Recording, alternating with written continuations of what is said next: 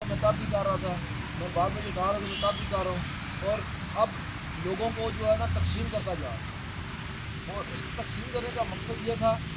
کہ یہ چیز جو میں نے دیکھی ہے نا کہ جو بندے کلبوں میں جا رہے ہیں، اب جیسے آپ گئے تو آپ نے 25,000 دے دیا،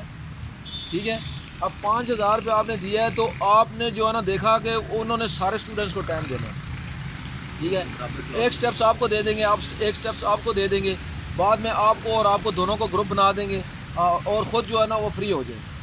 آپ کے سامنے میں یہاں پہ 30 سال سے کام کر رہا ہوں، مکمل پراپر ایکسرسائز کر رہا ہوں اور اپنی جان کو خود توڑتا ہوں، کوئی میں جو ہے نا اپنے آپ کو ریلیف نہیں دیتا، ٹھیک ہے، اور آج تک کئی لوگ آئے، کئی لوگ چلے گئے، میں نے آج تک کسی سے کوئی معاوضہ نہیں کیا، ٹھیک ہے، اور یہ جب میں نے شروع کیا اس وجہ سے شروع کیا کہ کچھ کلبوں میں جا کے جو ہے نا کوئی فیس نہیں دے سکتا، کچھ بچے فیس دیتے رہتے کچھ حاصل کر نہیں سکتے، اور پھر میں نے یہ اوپن ایکسرسائز شروع کیا، میرے ساتھ یہاں پر جو ہے نا باکسنگ والے بھی آئے ہیں، مارشل آرٹ والے بھی آئے ہیں، یہاں سے نکلتے ہیں میرے سامنے ہی کھڑے ہیں، اس وجہ سے ان کا مشن